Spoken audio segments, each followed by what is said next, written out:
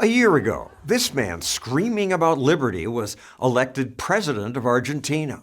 ¡Viva la libertad, carajo! How has that worked out? Well, Javier Milei is a libertarian who promised to slash government spending.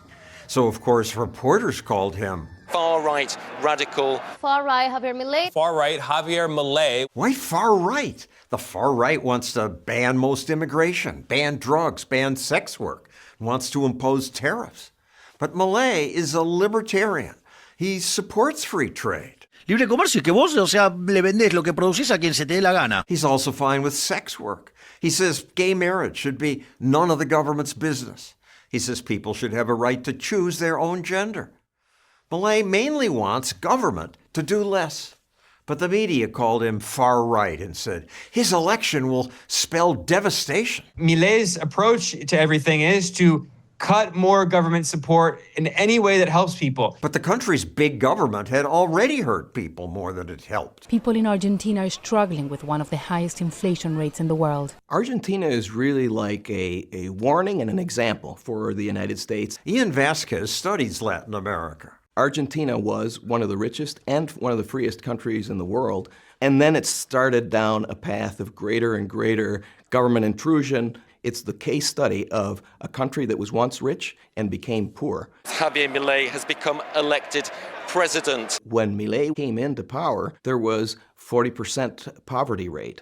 There was annual inflation of over 200%. The media said Milei can't fix that. He's a snake oil salesman, a TV pundit with no government experience. He'll fail, they said, like his predecessors had. Many predecessors have tried and failed to turn the economy around.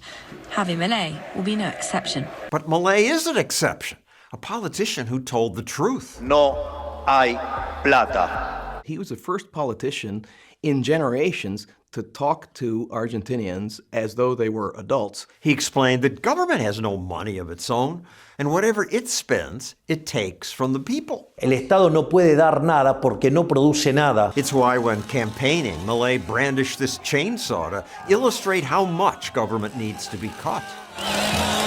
For my TV show, I used to say, you gotta cut more out of the budget and use these gimmicks.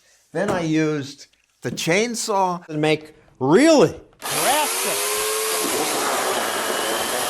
horrible cuts. I think he copied that from me. Well, you know, he does pay a lot of attention to libertarians from around the world. Ministerio de las Mujeres y Género y Diversidad, afuera. In the United States, politicians who promise cuts rarely win votes, but Milei won by a landslide. The media then eagerly covered union protests against him. Thousands are attending at demonstrations opposing his drastic cuts to public spending. Cuts by the libertarian government plunged the region into a financial crisis. There was no way to avoid that because of the mess that the previous governments had left. The question is, what's the best way out? And Milei has said from the very beginning, the best path out is through freedom. ¡Viva la libertad, carajo! Milei's big cuts worked. And now a few in the media even admit that. What he's been able to achieve in a very short time ought to be inspiring. At first, this analyst trashed Milei. He has no experience and he does not have an economic team. So he's going to fail. But 8 months later, he acknowledged his radical plan to save Argentina's economy seems to be working. A lot of the international press in the last month has come out and said, we've got to take this guy seriously. This stuff is working. Those changes have led to a budget surplus, the first in 15 years. Inflation is down. The economy started to recover in the second part of last year, way before what most people expected.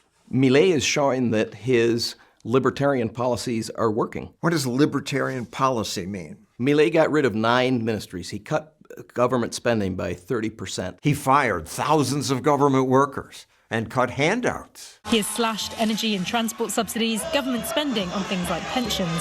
His deregulation ministry shut down 200 government offices. 2 deregulations per day since he's been in office. That's remarkable. Sometimes the results were good immediately. Rent control in Argentina had created a shortage of apartments. When Milei lifted rent controls, the supply of apartments in Argentina tripled and their price fell by about half. Which libertarians keep saying that if you Get rid of the price controls, the supply goes up, and that reduces prices. Milei really does understand free market economics. Argentina still has big problems, although inflation is a fraction of what it was. It's still high. There's lots of poverty. And Argentina's tariffs make consumer goods expensive. This $800 iPhone costs almost $3,000 there. Argentina still has a long way to go, and that's why Milei recently said that what's coming is the deep chainsaw. Meaning much less government. What if we could have that in America? Basically, we're on a path to bankruptcy. Elon Musk and his Department of Government Efficiency want to make Milei-style cuts in the United States. We have to cut government spending, or we're just going to go bankrupt, just like a person would. And Musk watched what Milei did. He's making all the right moves. Ministerio de Turismo y Deporte, afuera. Milei has showed that cuts are possible. And as Milei cut government, he actually gained popularity. Freedom can work. If only our politicians will learn from Javier Milei. Así que vayan, peleen por las ideas de la libertad. ¡Viva la libertad, carajo! Freedom works. We fight for that here at Stossel TV. We'll follow Elon Musk's attempt to shrink our bloated government, and we'll post a video about that soon. To make sure you get that, subscribe and hit the notification bell.